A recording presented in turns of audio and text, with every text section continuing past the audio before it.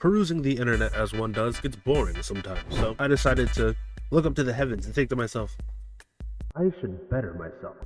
But how, you may be asking? How, Jigz? How do I better myself? Well, you would decide to start learning something you didn't know before. Me, I decided to look at animals. And specifically, extinct animals, because why the fuck not? I don't know, I wasn't doing shit. Either way, I'm definitely not going to Netflix to look at some bullshit, because that's money, and I ain't got any of that. Luckily, the man, the myth, the legend, himself, Big Tugg, made a video. So that's what we're going to do today. We're going to go look at that. But I digress. Let's continue. Big Tugg, obviously.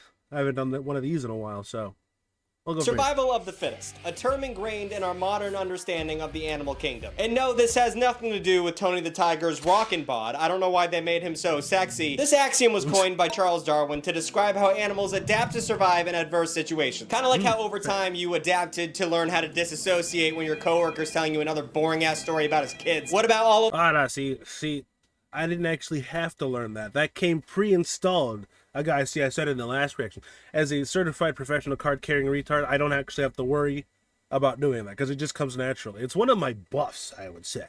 those entire species that didn't end up making the cut? Are we really to believe that all of these species were so tragically unfit that Mother Nature had to hit them with the genocide run? How do animals go extinct? What are the mechanisms? Am I going to go the way of the dodo if I keep eating Little Debbie honey buns? Well, today we're gonna find out. Buckle up, bitches. Today we're gonna be talking about the dead animals. Well, the extinct animals. We're not gonna be like cutting open frogs. You understand what this is.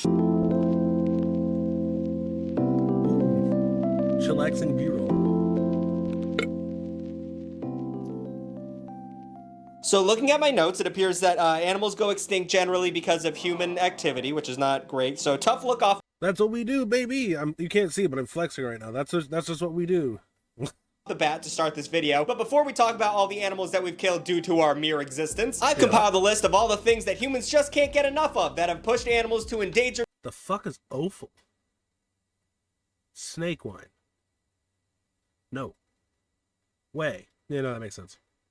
And extinction. So this video is immediately going to be a little bit preachy and sad, but that's good. That's kind of the vibe I'm going for. We have overfishing, which is what it sounds like. It's like fishing, but more to a problematic extent. Without consistent rules for fisheries around the world, fishermen can be incentivized to land as many big kahunas as possible without considering the ecosystem's needs. This can cause a chain reaction where things fall apart and then the coral reef looks sad. And I don't know the exact science behind that, but the coral reef is no longer colorful because of the fishing. And there's another fucked up part about the big fish stick industry that they don't tell you about. Wasteful methods of commercial fishing can catch a whole bunch of unwanted fish and then they don't even take the time to throw them back. So they'll catch a bunch of these while looking for a few of those, and then they'll take these and just tell them to bite the curb and not put them back in the water, which is just unbelievably lazy. But I have been fired from every desk job I've ever had due to negligence, so I'm not saying it's okay. I understand it though. You're working a 9 to 5. Another human-made species killer is introducing non-native organisms to a new habitat. This can happen on accident or on purpose, but it almost always messes. I heard they did, I don't know if he's gonna get into it, but I heard they did that someplace with fucking cats. And, well, whatever rodent was on there is no longer living there for obvious reasons. With an ecosystem's natural order. It's like when a show introduces a character late in the game to try and zhuzh things up, but it just ruins everything for everybody. This causes a battle royale for resources that creates massive ecological damage. And sometimes these non-native species are just dicks, like those lantern bugs that New York tells you to kill when you see. It's, yeah, pest control, again. I know for a fact New York, Pennsylvania, Virginia, Maryland, and then apparently they're now getting into North and South Carolina. These things are kill on sight. They are literally kill on sight, to the point where if I kill one, I have to take a picture of its dead carcass and send it to like a special hotline number to confirm that another one has in fact been killed. Like these lantern flies are fucking awful. See them, they're really pretty, but they're fucking up trees. And humans also cause destruction of habitats by good old-fashioned American polluting, can't forget that. We dump microplastics, heavy metals, and pesticides into the environment, and then we get all confused when flamingos aren't pink anymore. But not all extinctions happen because humans, though. I want to make that clear. Natural processes also take their toll on species, like when that giant rock hit Mexico and killed about 75% of animals on Earth. That wasn't us. We had nothing to do with that. So what happens when nature decides not to re-up its contract with living species all across this Earth? Well, we will find find out and look at a bunch of cool extinct animals after this ad break. See, I gave you incentive to stick around. I'm good at my job. Roll the ad. Picture this. You've just come home from a night out with the fellas. Tommy got lost along the way, and Jack didn't want to pay any money for a ride home, so he's walking. It's just you and your friend Matt sitting in your apartment and watching sports highlights on YouTube. And you love Matt. Matt is the main reason you went out that night. You don't even really like the other two guys, but Matt is perfect. But something's missing. Something that would turn this night from a 7 to a 10 out of 10. Oh, that's right. It's receiving restaurant-grade birria tacos without ever leaving the comfort of your home. Thank God we live in the same day and age as DoorDash. It's not just perfectly greasy tacos that they can give you. Hold on, you can get sponsored by DoorDash? That's crazy. I didn't know that. But also, it's funny. I made a video about reacting how to make birria tacos, and I ended up making those exact tacos.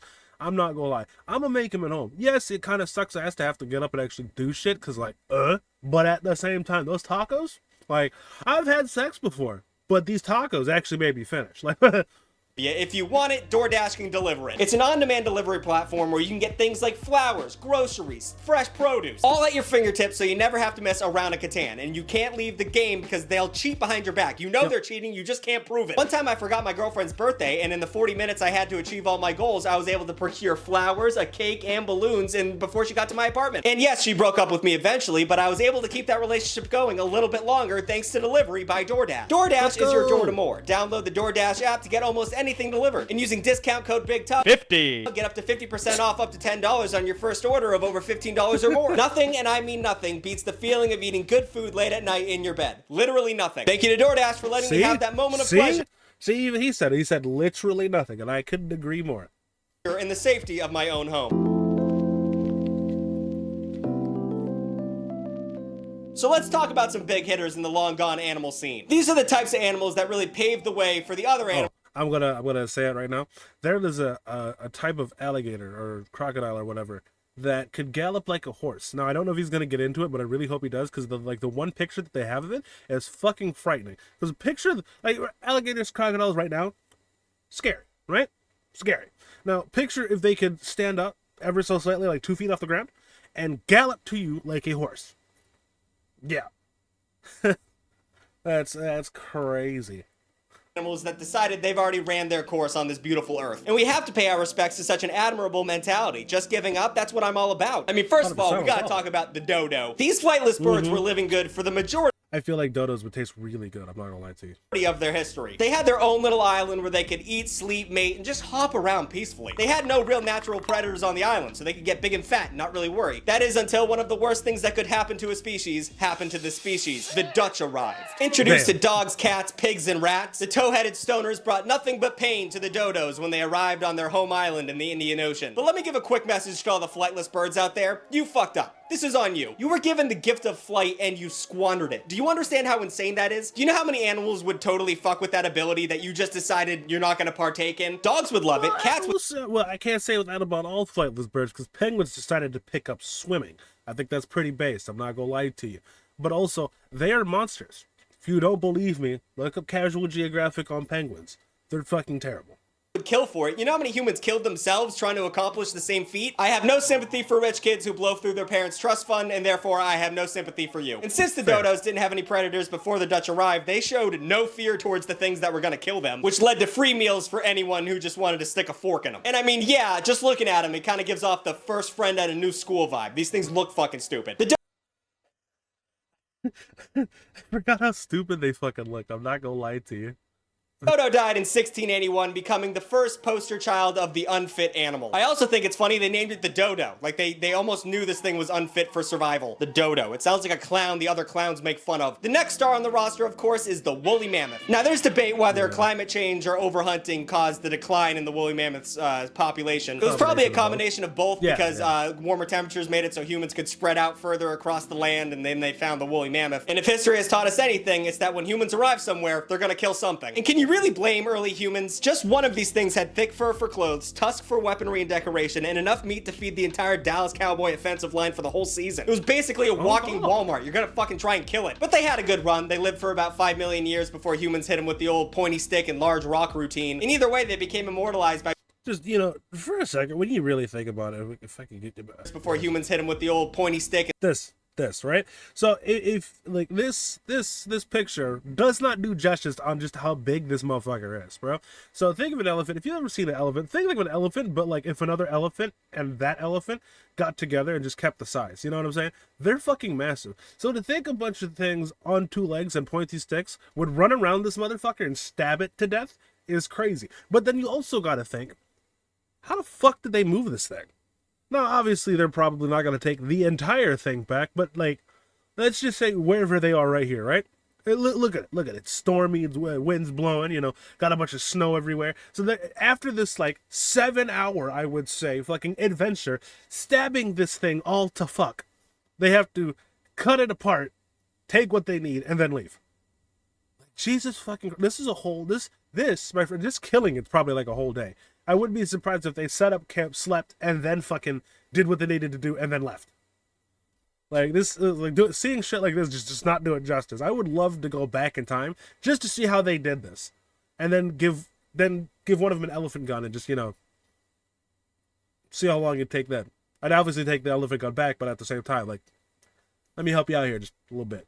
Large rock routine. In either way, they became immortalized by being part of the inspiration for the original Power Rangers Megazord, which is this thing, and the mammoth was the shield. So, you know, you can win some and you can lose some, but I feel like this is a pretty big W. We have the giant ground sloth, which, Jesus Christ, that's actually kind of terrifying. You know how modern sloths are these goofy, dumb, slow-moving animals? Well, that's what these were, but they were actually giant and had fucking razor-sharp claws. So not that cute, actually. One swipe and you'd be looking like a cheese grater ran across you. These lazy bastards were taken out by the 1-2 punch of climate change and overhunting, something that's going to be a pretty big theme in this video. But fun fact, a giant ground sloth population lived in New Jersey, which is fucking me up mentally. For some reason, when I think of extinct animals, I don't think of America. Like, I think of, like, in the jungle, or you're in some kind of snowy tundra. But no, people are digging up giant sloth fossils on the jug handles of the Jersey Turnpike. It just doesn't seem correct to me. But it's real. They lived in Jersey, and now they're dead. Like Jimmy Hoffa, or the financial dreams of thousands of Italian Americans. Let's get a little bit smaller and focus on the golden toad. The golden toad is the first animal that started thinning out within the modern era. These guys went extinct in the 1980s, which means they were around long enough to watch Ronald Reagan destroy the middle class. Scientists say they bit the bullet because it was deadly fungus that swept them like the Caps in '98. But the most tragic thing about losing these little guys was, well, it's actually hard to say without sounding weird. When these guys mated, by scientific accounts, it was really pretty. Like, it looked really cool when they had sex. Herpetologist Martha Crump recorded the golden toad's mating rituals. In her book, In the Search of the Golden Frog, she described it as one of the most incredible sights I've ever seen, and she said they look like statues dazzling jewels on the forest floor. Now, there is a lot going on. Excuse me? Picture going through your entire academic career, and then all of a sudden you see frogs fucking, because that's just what you do. You know, as we all do, you know? And that's what you see, and that's how you describe it.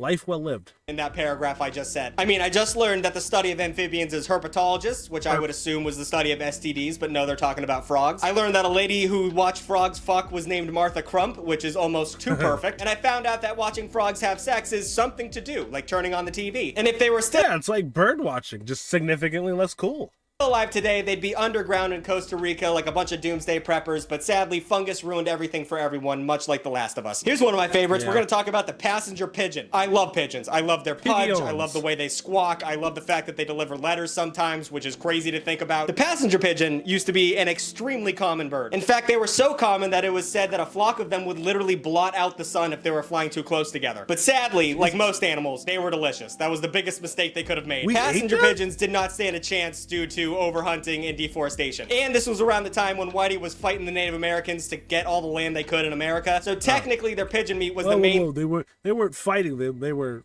quote unquote, manifesting their destiny or some shit. Thing fueling manifest destiny with these fucking losers. What they should have done was get a job. The carrier pigeons saw what was going on with their cousins and they were like, Jesus Christ, let's start carrying letters. Let's figure something out because we need to be important to these people. They're gonna eat us. On the exact opposite side of a delicious, cute, pudgy bird, we have the megalodon. You might know this terrifying creature from movies such as Big Fucking Shark and Big Fucking Shark 2. The megalodon was the biggest shark to exist and possibly the most deadliest predator of all. They were between 15 and 82 feet long and weighed between 30 and 143 metric tons. What the fuck? snack. They also Yeah, apparently there you ate 2,500 pounds of food a day. So like one meal at the Cheesecake Factory. I love the Cheesecake Factory. But what could take out such a fearsome creature? What could doom an entire species of such horrifying magnitude? Was it a bigger, more vicious creature? No, it was water getting warm. That's what killed these things. And it's a shame these guys actually went extinct, because if they didn't go They're like goldfish, just, you know, deadly. extinct, we probably wouldn't have to deal with overfishing, because we would avoid those shorelines like a motherfucker, which is also great because the beach sucks. And if another person invites me to go to the beach and I say no, and they go like, why don't you like the beach? It's because things will kill me in there, and if the megalodon was there, they would understand why. Here's a sad one, the western black rhino. I mean, first of all, rhinos to me look like Pokemon. I don't have any real reason for that, but I mean, like, their nose is a giant horn, and they're all one color, and they're very angular. I'm sure there's a Pokemon that looks like them. Can we, editor, can we put up a picture of that? Say, Is there, a couple of them. does that exist? Okay, perfect. Oh, hold on, he forgot, shit. The evolved version of this, which I'm pretty sure is Aggron. Is it Aggron? I think it's Aggron. And then this one, Nidoking and Nidoqueen. They're obviously Rhydon. And then, shit, what was that other one I was thinking of? Tyranitar. Tyranitar kind of does look like a rhino. A little bit. Perfect. So anyway, the western black rhino is the first animal to bite this species bullet for an extremely dumb reason. These big powerful hunks fell victim to poachers. Womp womp. Their horns were extremely expensive and popular trades amongst dipshits because they had apparent medical properties, and also they were trophies for rich people. And the medicine aspect of it has been proven to be fully bullshit, so they could have pulled back on that a tad. And the rich people shit is just rich people. They're gonna want things you tell them they can't have, so that's just an issue in itself. And it didn't help that the Chinese dictator Mao Zedong started pushing Chinese traditional medicine in the 1950s to push out Western influence of their medicine. And boy, oh boy, wasn't the rhino horn the fucking Tylenol of Chinese traditional medicine, and that really fucked them up. Their cousins, the white rhino, though, were on... Which, the medical practice part I also thought was interesting, because the biggest and most used thing that I saw, and they switched to deer antlers now. It works for your dick. Apparently, if you can't get hard anymore, yeah, get yourself some rhino horn, crush that shit up with some extra shit. Yeah, there you go. Now your dick works. An endangered list, and now they're bouncing back big. So clearly there's like a race thing going on here. I don't know what that is, but the white ones are doing better than the black ones, and I don't like the vibe of that. And finally, we have the giant beaver. Oh man, what a ridiculous fucking animal. By some accounts saying they were as large as a bear, the giant beaver went extinct due to global warming, and they lost a lot of their habitats. The next time you decide to throw plastic in the regular trash, just know that those kind of actions are the reason why we don't have the big beav anymore, and they were notably pretty formidable foes in the animal kingdom. According to Native American mythology, the dams that they would make created the Great Lakes, which makes sense. Those lakes are fucking crazy. Have you ever thought about how big those lakes are? Go to Chicago. It's like an ocean. So now that we've covered all the animals that are cool and dead, let's talk about all the animals that fucking sucked and are also dead. Hopefully it gets into that alligator that can gallop. Just because some of these animals are long gone doesn't mean we can't speak ill of them, because once again, they fucking sucked and I hate them. So let's start dancing on some graves and talk about the boners of the animal kingdom that have died. Up first, we have the Titan boa, which sounds like an evil anime villain, but it was a real... The Titanoboa is fucking sick, and I kind of wish they were still around. I'm not gonna lie to you. Animal. So using context clues, what do we think the Titan boa was? Any guesses? That's right, a large goddamn snake. 50 feet in length on average these fellas were, and I don't think I have to explain why I'm giddy at the fact that these things are no longer around. These things will most likely get revived for a low-budget shitty horror movie, but actually I think that might already happen. Is there a big snake movie? But the sad thing is we haven't explored a lot of jungles and shit on this earth, so this thing might still be around. So if we find one, we need to tattoo the words "do not resuscitate" on the side of it, and then feed it a lead bullet so we never have to fucking see it again. Next up, we have the walking worm, which I wish was just a snake, but it is way worse. All right, so you guys know the Loch Ness Monster, right? Something that definitely doesn't exist, but people in the comments are gonna yell at me for. Well, she had nothing on these freaky little worms that walked on tentacle legs. Good lord. They also had these like cartoonishly evil spikes coming out of the back of them, and I don't know what purpose they served, but I'll tell you this. If I went into a shower and I accidentally stepped on this slimy, spiky, tentacle abomination, I can't say what I would do, because they'll take the money away from this YouTube video, but just know I wouldn't be around to make any more YouTube videos. Next up, we have terror birds. Their name is terror birds. What do they look like? These are crazy. That tracks. These 10-foot birds had beaks so big that they could grab I was about to say, so yeah, this thing is essentially, look at a dodo, right? And now make it angry. There you go. This thing. That's exactly what this... Picture Toucan Sam with bigger legs is essentially what this thing is.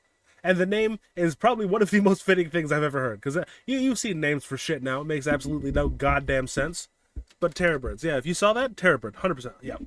Prey and snap their skulls. That's right. And it can also weigh up to a ton? 2,000... You know what I'm thinking? This kind of vaguely looks like a bigger version of a secretary bird. pound? That's too much for a bird. But they lived in North America, and when fine. global temperatures changed and let that pan of a bridge show up, the jungle cat showed up and fucked up their population. So that's another point for why cats fucking rock. They killed these dumb birds. And then we have the splendid poison frog. Yes, that's their name. I'm not giving them a 20th century compliment. Not a lot to say about these dudes besides the fact that they were horrendously poisonous. Same shit happened to them that happened to the golden glitter toads that looked cool when they had sex. A fungus took them out and clicked their foreheads. And they haven't been around since the early 90s. However, there is a weird caveat to that fact. Because so many of these frogs were harvested for the international pet trade, the scientists believe that there is a small chance that some of these things still live in captivity. In some weird guy's basement, there might be a sleeper cell of a family of these frogs living. And that guy has no idea the scientific implications he has living under his floorboards. So if your dad collected frogs in the 90s, go down to your basement and give it a look. You might be a herpetologist hero. Finally, we have the mega piranha. It's a, you know, do you guys need me to explain this? Mega piranha, you know those things that swim in the ocean and can strip a cow of its meat in like 3 seconds? Well, they put the word mega in front of that because this thing is so fucking deadly. True. Also, interestingly enough, apparently piranhas aren't nearly as terrible as people, at least as I was led to believe. They're actually pretty chill. Am I gonna, like, figure that out for my goddamn self? Fuck no. But, I mean, hey man, it's someone else's job, and ain't mine, I can tell you that. Fuck that, you think about. So real quick, at the end of the video, I just want to talk about animals that are going to die soon if we don't do anything about it. Once again, I want to get a little preachy. These things are rapidly approaching their expiration date, like that gallon of milk I bought just to eat one bowl of cereal because I was craving some Cinnamon Toast Crunch. So if we can get a little focus on these guys, it would be good so we can, you know, live with them for the rest of humanity. I mean, obviously we have the blue whale. That one's going away pretty quickly. The blue whale population has been decimated. They started out with like 350,000 of them, and now we're down to 25,000 of them, if that. A lot of them were taken out during the whaling part of humanity. We could not we couldn't get enough of that sweet whale combat. But nowadays, everyone's chilled out on that, kind of. There's still some countries that are like, you know, all about whaling. But besides them, we're all kind of collectively agreeing not to kill the blue whale. And the biggest threat to blue whales nowadays is just big ships hitting them, which is, I'm trying not to laugh. It's just crazy something so magnificent and so big and so intelligent can be taken out by a Carnival cruise line. I feel like there's some kind of simile going on there. Then we have the orangutan. No, silly monkey, no. Have you guys seen that meme of the orangutan in a zoo and he sits next to the window and like the lady's showing him objects out of her bag and he keeps making this motion like he's unimpressed? If these things die, we're gonna have no more memes like that. Leave the monkeys alone. We're also gonna lose the sea otters soon. The fucking sea otter. The things with their favorite pebbles. You wanna... Oh yeah, I was about to say, despite how cute they look, they're not as great as you might think. They kind of have the whole penguin vibe. They look way cuter than they actually are. But also, have you seen river otters? Jesus fucking Christ. Lose those. In the time of dogs riding skateboards and an oversaturation of Airbud movies, the survival of the fittest even apply anymore. We should take responsibility for our individual actions when it comes to the bare minimum of not fucking up the environment. If we reverse the decline of these critically endangered species, just imagine what we could have. What other species could we strap to a skateboard? What other silly videos could we wake up and be so happy to see in the morning? And in this new age of cloning technology, we could bring some of the things we killed a long time ago back. They're working on bringing back the woolly mammoth, which is probably going to be devastating. It's probably not a good idea, but at least they're trying. I mean, cloning is probably going to lead to me dodging giant beavers on the highway while I try and go get another gallon of whale oil. But whatever. New videos every Saturday. Yeah, there's that, but also there's like a whole fucking genre of movies that is like, this is why this is a bad idea. So sometimes Wednesday. Like, comment, and subscribe. Fucking save the otters. Save them. Save the otters. But yeah, you know, fair enough. Go check out Big Tugg. He's a great guy. Again, I don't know him personally, but I just thought might as well look at this video because this is good stuff.